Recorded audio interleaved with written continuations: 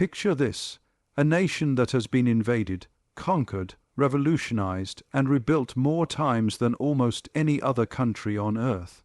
A place where kings were beheaded by their own people, where emperors rose from nothing to conquer half of Europe, and where the very ideas of liberty, equality, and human rights as we know them today were born in blood and fire. This is France, and today we're going to walk through every single chapter of its incredible, turbulent, and utterly fascinating story, from the very beginning to right now. So let's go back, way back. Before France was France, before there were kings or cathedrals or revolutions, this land was home to people we now call the Gauls. These weren't just random tribes wandering around. The Gauls were sophisticated, artistic, fierce warriors who dominated the region we now know as France for centuries. They had their own culture, their own gods, their own way of life. They traded with the Greeks, they fought among themselves, and they were doing just fine until one man showed up and changed everything. His name was Julius Caesar. In 58 BC, Caesar launched his conquest of Gaul. Now, this wasn't some quick military campaign. This was 8 years of brutal warfare, strategic genius, and absolute devastation for the Gallic tribes. The most famous moment came in 52 BC at a place called Alesia, where a brilliant Gallic chieftain named Vercingetorix made his last stand against Rome. He gathered tens of thousands of warriors, he fortified a hilltop town, and for a moment it looked like he might actually win. But Caesar was Caesar. He built not one but 2 walls of fortifications, one facing inward to keep Vercingetorix trapped, and one facing outward to keep Gallic reinforcements out. When the dust settled, Vercingetorix surrendered, and Gaul became part of the Roman Empire. Now here's where it gets interesting. Roman rule transformed this land completely. They built roads, aqueducts, amphitheaters, and cities. They brought their language, Latin, which would eventually evolve into French. They brought their laws, their administration, their culture. For about 500 years, Gaul was one of the most prosperous parts of the Roman Empire. Cities like Lyon, Nimes, and Arles flourished. The amphitheatre in Nimes is still standing today, almost 2,000 years later. The people who lived here stopped being Gauls and started becoming Gallo-Romans. They spoke Latin, they worshipped Roman gods, at least until Christianity started spreading across the empire, and they thought of themselves as Romans. But empires don't last forever. By the 4th and 5th centuries AD, the Roman Empire was crumbling. Germanic tribes were pushing in from the east, pressure was building, and the whole system was falling apart. One of these tribes, the Franks, started moving into what is now northern France and Belgium. And here's a name you need to remember, Clovis. Around 481 AD, Clovis became king of the Franks. This guy was smart, ruthless, and ambitious. He conquered rival tribes, he expanded his territory, and most importantly, he converted to Christianity. Not just any Christianity, but Catholic Christianity, which was the version the Gallo-Roman population followed. This was genius. By converting, Clovis gained the support of the church and the local population. He wasn't just a barbarian conqueror anymore, he was a legitimate Christian king. And when Clovis died in 511, he left behind a kingdom that would eventually give France its name. That's right. France literally comes from the Franks, but unity didn't last. Clovis's descendants, known as the Merovingian dynasty, spent the next few centuries dividing the kingdom among heirs, fighting civil wars, and generally weakening royal power. Real authority passed to officials called mayors of the palace.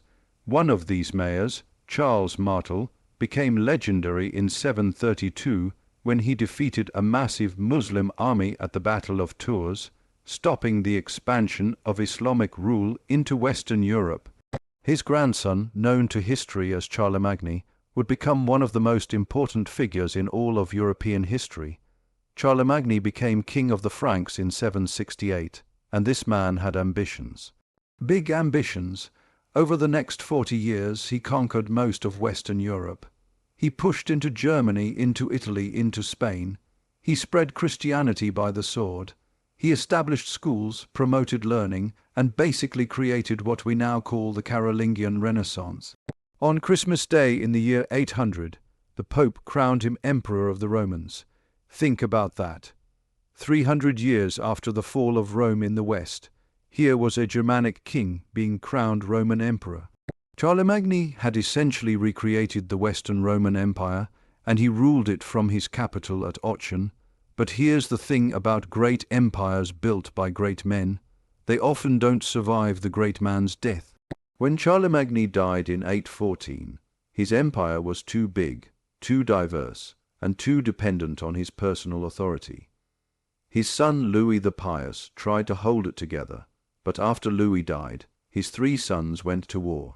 In 843 they signed the Treaty of Verdun, which split the empire into 3 parts. The western part, West Francia, would eventually become France. The eastern part became Germany. And the Middle Kingdom, Lotharingia, well, that became a battleground that France and Germany would fight over for the next 1,000 years. So now we have something that's starting to look like France, but it's a mess. The kings are weak, and real power belongs to local lords and dukes, who rule their own territories like mini-kingdoms. This is feudalism at its peak. You've got the Duchy of Normandy in the north, the County of Flanders in the northeast, the Duchy of Aquitaine in the southwest, Burgundy in the east, and so on. The king in Paris technically rules them all, but in reality, many of these lords are more powerful than he is. And this situation is about to get even more complicated because of a group of warriors who are about to arrive from the north. The Vikings had been raiding the French coast for decades, sailing up rivers, burning monasteries, taking whatever they wanted. The French couldn't stop them. So in 911, King Charles the Simple made a deal with a Viking leader named Rollo. He gave Rollo a large chunk of land in northern France, on the condition that Rollo convert to Christianity and defend the coast against other Vikings. Rollo agreed, and his territory became known as Normandy, land of the Northmen. Within a few generations, these Vikings had adopted French language, French customs, and French culture, but they kept their warrior spirit. And in 1066, one of Rollo's descendants, William the Conqueror, Duke of Normandy, invaded England and became its king. This created a huge problem. Now you had a guy who was technically a vassal of the French king because he was Duke of Normandy, but he was also King of England. This tangled web of loyalties and land claims would lead to centuries of conflict between France and England. Throughout the 11th and 12th centuries, French kings slowly started building their power. They used marriage alliances, warfare, diplomacy, and sometimes just plain luck to expand the royal domain, the land they directly controlled.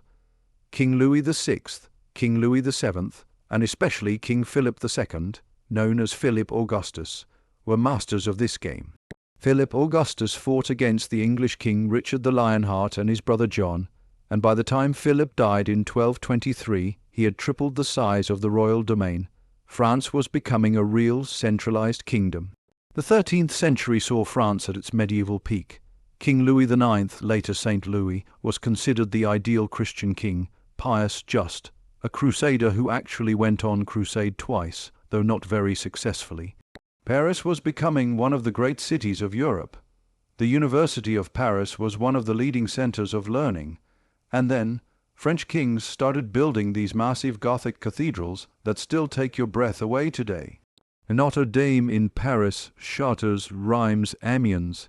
These weren't just churches, they were statements. Statements of wealth, power, faith, and architectural ambition. France was rich, powerful, and confident. But pride comes before a fall. In 1328, the French King Charles IV died without a male heir.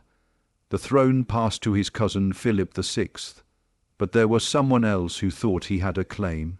Edward III, King of England, whose mother was Charles IV's sister. Edward argued he had a better claim to the French throne.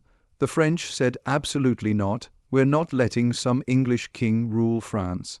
And in 1337, this dispute exploded into war. The 100 Years' War had begun.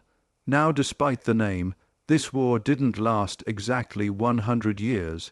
It lasted 116, and it wasn't one continuous war, but a series of conflicts with truces in between.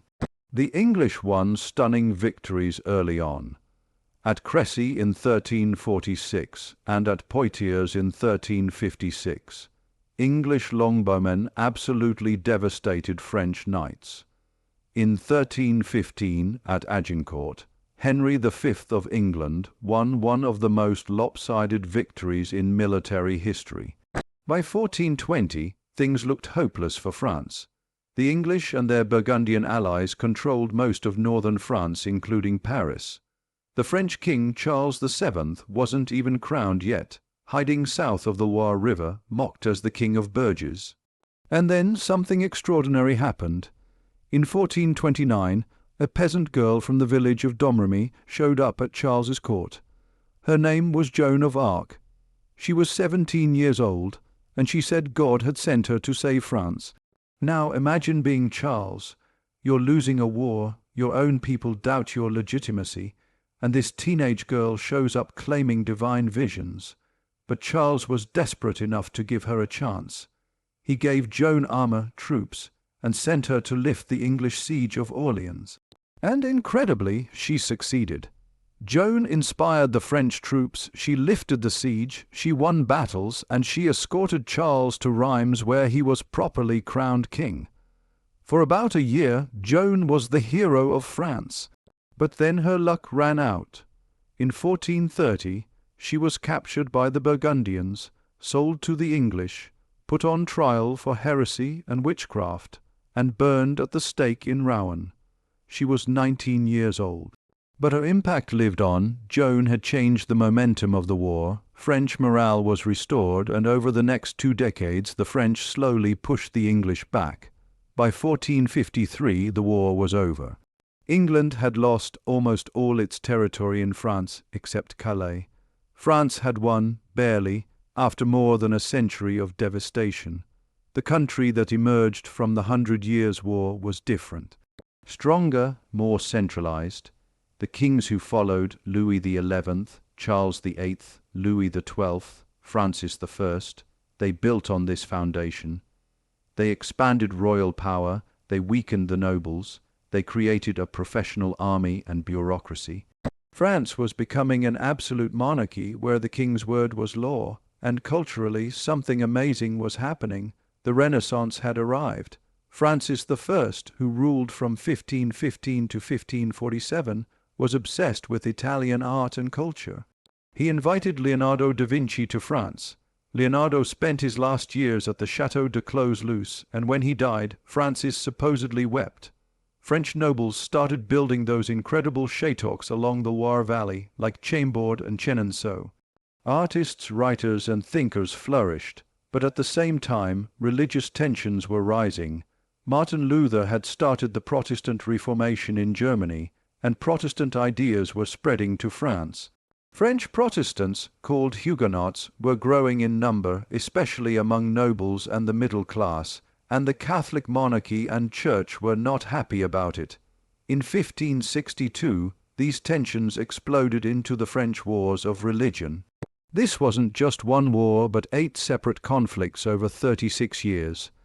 Catholic versus Protestant, noble faction versus noble faction, massacre, assassination, and chaos. The worst moment came on August 24, 1572, the St. Bartholomew's Day massacre. Catholic mobs in Paris, with royal approval, murdered thousands of Huguenots. The killing spread to other cities. It was horrific, it was traumatic, and it deepened the divide. The wars finally ended when Henry of Navarre, a Protestant prince, became king as Henry IV. But here's the catch: Paris wouldn't accept a Protestant king, so Henry supposedly said Paris is worth a mass, and converted to Catholicism. In 1598, he issued the Edict of Nantes, which granted religious freedom to Protestants. France could finally breathe. Henry IV is remembered as Good King Henry, the guy who supposedly wanted every peasant to have a chicken in their pot. He rebuilt the country, stabilized the economy, and started making France strong again. But in 1610, he was assassinated by a Catholic fanatic. His son Louis XIII was only 8 years old when he became king, so real power fell to his chief minister, Cardinal Richelieu. Now, Richelieu was brilliant, ruthless, and utterly dedicated to one goal: making France the most powerful nation in Europe.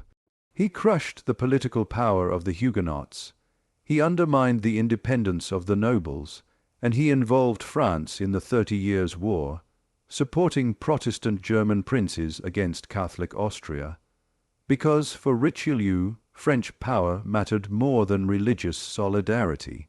When Louis XIII died in 1643, his son Louis XIV was only 4 years old, and this child would become the most powerful and famous king in French history. Louis XIV ruled for 72 years, the longest reign of any major European monarch. He became the model of absolute monarchy. He supposedly said, "I am the state," and he meant it. Everything in France revolved around the king. Louis built the Palace of Versailles, which wasn't just a palace but a statement of power so overwhelming that other European monarchs tried to copy it. The nobles who once had their own power bases now competed for the honor of watching the king get dressed in the morning. Louis controlled everything: religion, economy, culture, foreign policy. He revoked the Edict of Nantes in 1685, forcing Huguenots to convert or flee, which was economically disastrous as hundreds of thousands of skilled workers left France. He fought constant wars trying to expand French territory. He patronized artists, writers, and architects. The culture of Versailles, the French language, French fashion, French art, all of this became the envy of Europe. But all this glory came at a price. Constant warfare drained the treasury. Heavy taxes crushed the common people. By the time Louis died in 1715, France was the dominant power in Europe, but it was also deeply in debt. His great-grandson Louis XV inherited this situation, and he didn't handle it well. Louis XV was intelligent but lazy, more interested in his mistresses than in governing. France fought more expensive wars, including the 7 Years' War, where they lost most of their colonial empire to Britain. Canada gone, Louisiana gone, territories in India gone, the national debt kept growing. The system of absolute monarchy that had worked under the Sun King was starting to crack under his successors. And then came Louis XVI. Louis XVI became king in 1774. He was 20 years old, well-meaning but indecisive, more interested in making locks than making policy. He inherited a financial crisis. The government was spending more than it collected in taxes, but the tax system was completely unfair. The clergy and nobles were largely exempt from taxes. The burden fell on the common people, the third estate. Various finance ministers tried to reform the system, but the privileged classes blocked every attempt. Meanwhile, new ideas were spreading: the Enlightenment. Philosophers like Voltaire, Rousseau, Montesquieu, Diderot were questioning everything: divine right of kings, absolute monarchy, church authority, social hierarchy. They talked about reason, natural rights, liberty, equality. And across the Atlantic, the American colonies had just won independence from Britain, proving that people could overthrow a monarchy and create a republic based on Enlightenment principles. France had actually helped America win that war, which ironically pushed the French government even deeper into debt. By 1789, France was broke. Louis XVI had no choice but to call a meeting of the Estates General. Representatives of the 3 estates, clergy, nobles, and commoners. Something that hadn't happened since 1614. The Third Estate showed up with a list of grievances and demands for reform. The nobles and clergy resisted, tensions mounted, and on June 20th, 1789, representatives of the Third Estate took an oath not to separate until they had written a new constitution for France. This was the tennis court oath, and it was essentially a peaceful revolution. The Third Estate declared itself the National Assembly and claimed to represent the nation. Louis hesitated, appeared to accept this, then started gathering troops around Paris. The people of Paris panicked, convinced the king was going to crush them. On July 14, 1789, a crowd stormed the Bastille, a royal fortress and prison in Paris, looking for weapons. This date, Bastille Day, marks the beginning of the French Revolution. Over the next few weeks, the old order collapsed. Peasants across France rose up, attacking chateaux, burning feudal documents. The National Assembly abolished feudal privileges and issued the Declaration of the Rights of Man and of the Citizen, one of the foundational documents of human rights, proclaiming that men are born free and equal in rights. For the next few years, France went through transformation after transformation. The monarchy became constitutional. Church lands were seized. New laws were passed. A new calendar was created, but it got more radical. Different political factions fought for control. War broke out with Austria and Prussia, who wanted to crush the revolution. The king tried to flee France but was caught and brought back. And in 1792 the monarchy was abolished. France became a republic. Louis XVI was put on trial for treason, found guilty, and on January 21, 1793, he was executed by guillotine. His wife Marie Antoinette would follow in October. And then came the Terror. A radical faction called the Jacobins, led by Maximilien Robespierre, took control. They believed France was in danger from enemies foreign and domestic, and they had to purge anyone who threatened the revolution. The Revolutionary Tribunal sent thousands to the guillotine. Nobles, priests, giantins, anyone suspected of opposing the revolution could be denounced and executed. Even leading revolutionaries like Danton were guillotined when they disagreed with Robespierre. It was paranoia, violence, and chaos. Finally, in July 1794, even other Jacobins had enough. Robespierre himself was arrested and guillotined, ending the Terror. France was exhausted from years of revolution and war. A new government called the Directory took over, but it was weak and corrupt. The country needed stability and strong leadership. And it got that leadership from an unlikely source, a young Corsican artillery officer who had made a name for himself in the Revolutionary Wars. His name was Napoleon Bonaparte. Napoleon seized power in a coup in 1799, establishing himself as first consul. Within a few years, he made himself consul for life, and in 1804, he crowned himself Emperor of the French. This was supposed to be a republic, but Napoleon brought back monarchies, sort of. He kept many revolutionary reforms. The Napoleonic Code is still the basis of French civil law today, but he was an autocrat, and he was a military genius. Over the next decade, Napoleon conquered most of Europe. He defeated Austria, Prussia, and Russia, sometimes repeatedly. He dissolved the Holy Roman Empire. He put his brothers on thrones across Europe. At his peak, Napoleon controlled territory from Spain to Poland, but it couldn't last. A disastrous invasion of Russia in 1812 destroyed his grand army.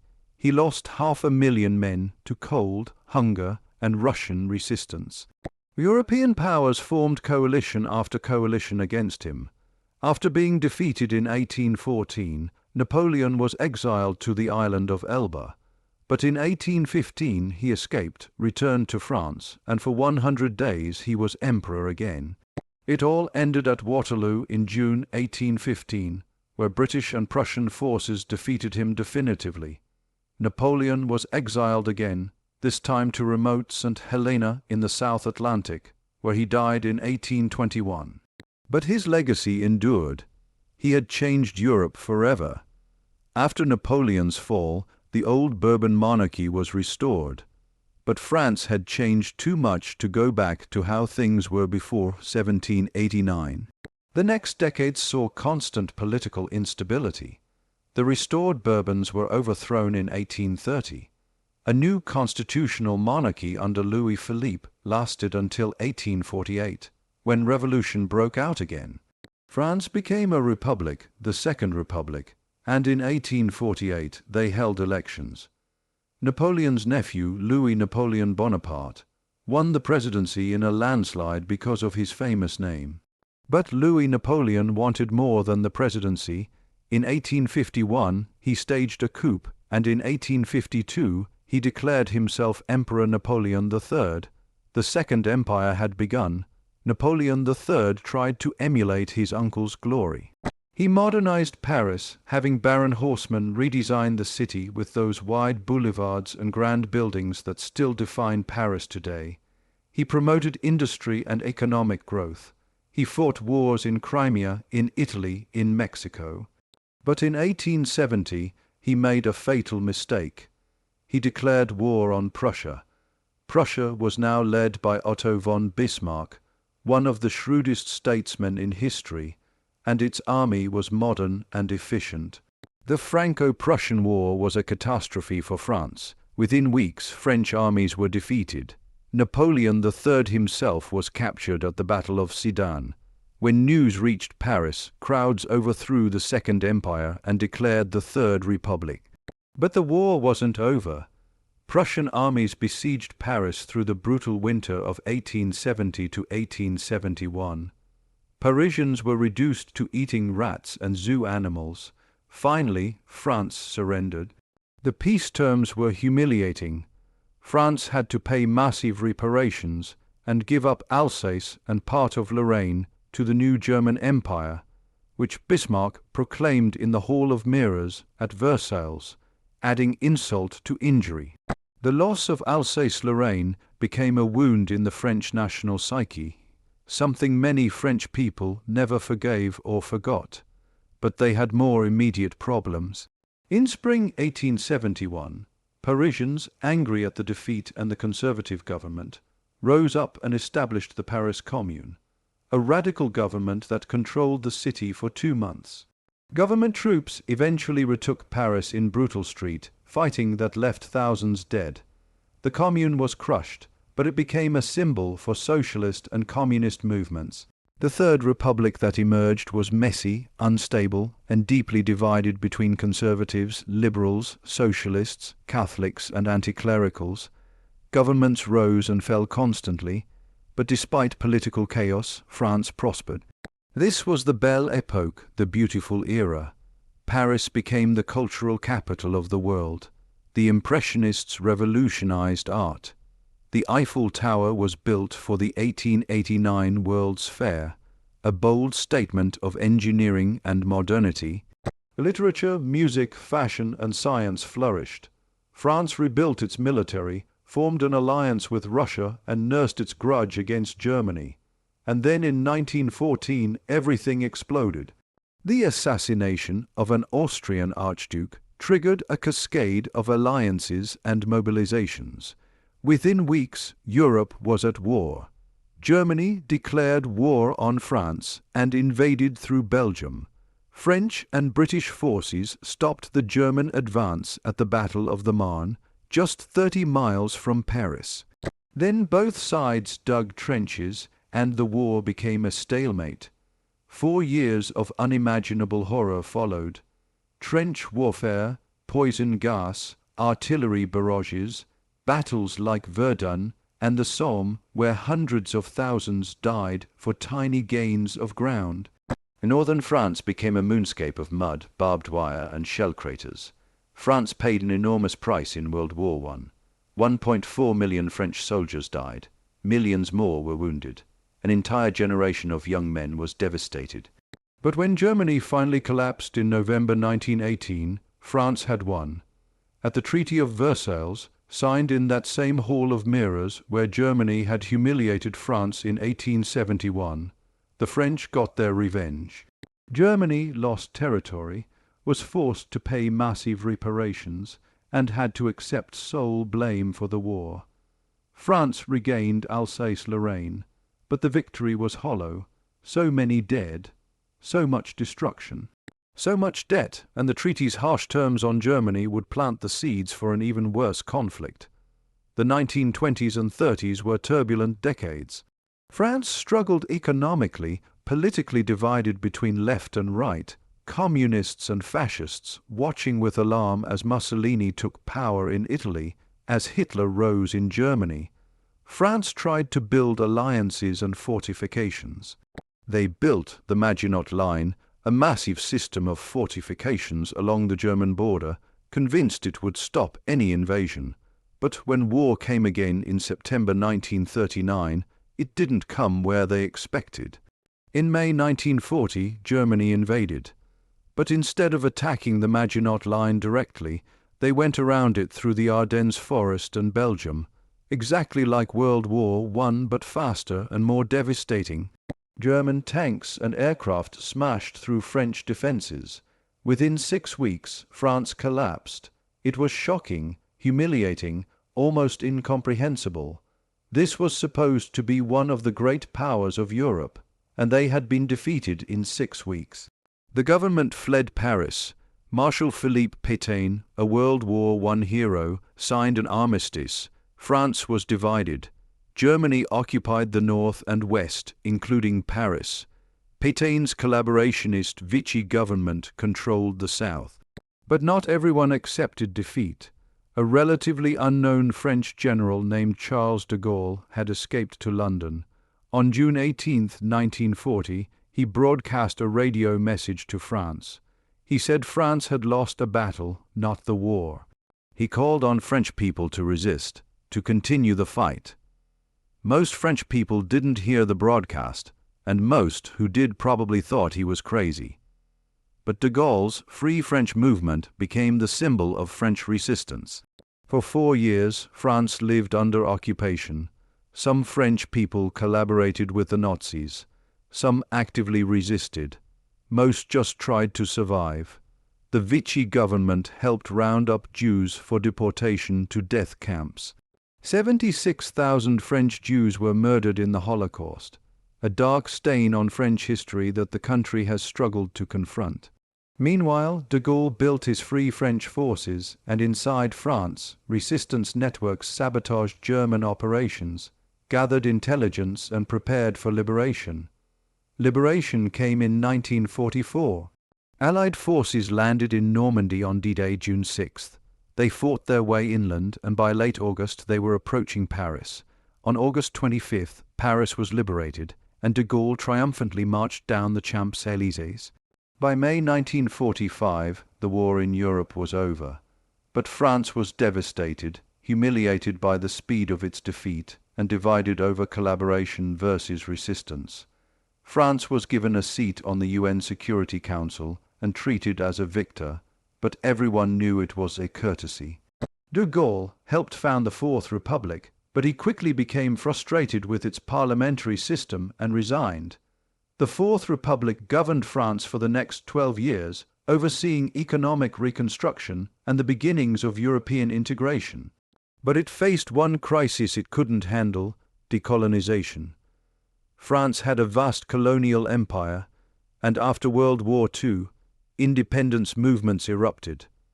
France fought brutal wars trying to hold on. They lost Indochina after defeat at Dien Bien Phu in 1954. And then came Algeria. Algeria was different from other colonies. France had controlled it since 1830. Over 1 million European settlers lived there. France considered it part of France itself. So when Algerian nationalists launched a war of independence in 1954, France poured in troops and resources. The Algerian War was vicious, marked by terrorism, torture, and atrocities on both sides.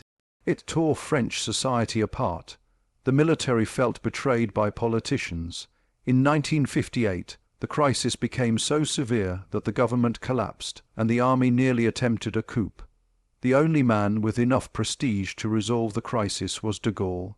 He returned to power, wrote a new constitution creating the Fifth Republic with a strong presidency, and became its first president.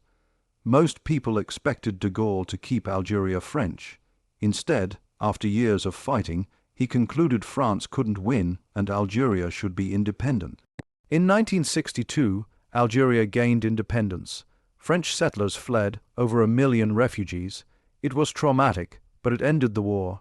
De Gaulle then set about restoring French prestige and independence. He developed France's own nuclear weapons. He pulled France out of NATO's integrated command structure. He promoted a vision of a Europe of nation-states led by France and Germany. He cultivated an image of France as a middle power independent of both American and Soviet influence. He could be difficult, arrogant even, but he gave France back its confidence. But by the late 1960s, France was changing. A new generation that didn't remember the war questioned authority, tradition, hierarchy. In May 1968, student protests in Paris exploded into a massive social movement. Students occupied universities, workers went on strike. For a few weeks, it looked like the government might fall. De Gaulle stabilized the situation, but the magic was gone. In 1969, after losing a referendum, he resigned. He died the next year. Post-de Gaulle France continued modernizing. The economy grew. High-speed trains connected cities. France became a leader in aerospace, nuclear energy, telecommunications. Politically, the presidency alternated between center-right and center-left. Georges Pompidou, Valéry Giscard d'Estaing, François Mitterrand, Jacques Chirac, Nicolas Sarkozy, François Hollande, Emmanuel Macron. France joined the European project enthusiastically, helping create what would become the European Union and adopting the euro. But challenges remained. Deindustrialization hurt traditional industries. Immigration, especially from former French colonies in North Africa, created tensions over integration and identity. Terror attacks by Islamist extremists in 2015, particularly the Charlie Hebdo shooting and the November Paris attacks, shocked the nation. The Yellow Vest movement, starting in 2018, showed deep dissatisfaction with inequality and the political establishment. The COVID pandemic in 2020 tested France like everywhere else. Today, France remains one of the world's major powers. It has the world's 7th largest economy, a permanent seat on the UN Security Council, nuclear weapons, a strong military, and enormous cultural influence. French is spoken on 5 continents. French culture, cuisine, art, fashion, and cinema are globally renowned. But France also faces questions about its future. How does it maintain its social model with an aging population? How does it integrate its diverse population and combat terrorism? How does it compete economically in a globalized world? What is France's role in Europe and in the world? From Celtic tribes to Roman province, from Germanic kingdom to medieval monarchy, from absolute kings to revolution and empire, from republic to republic to republic, through 2 world wars, occupation and resistance, colonial empire and decolonization, France has been continuously remaking itself. For over 2,000 years, its history is turbulent, often violent, sometimes glorious and always fascinating. It's a history of ideas that changed the world, of art that moved millions, of empires that rose and fell, and of a people who, time and again, refused to accept defeat. That's the story of France from the beginning to now, a story that's still being written, and whatever happens next, one thing is certain. France will continue to be France, proud, influential, and absolutely convinced of its own importance. Because, if there's one thing you learn from French history, it's that the French never do anything halfway.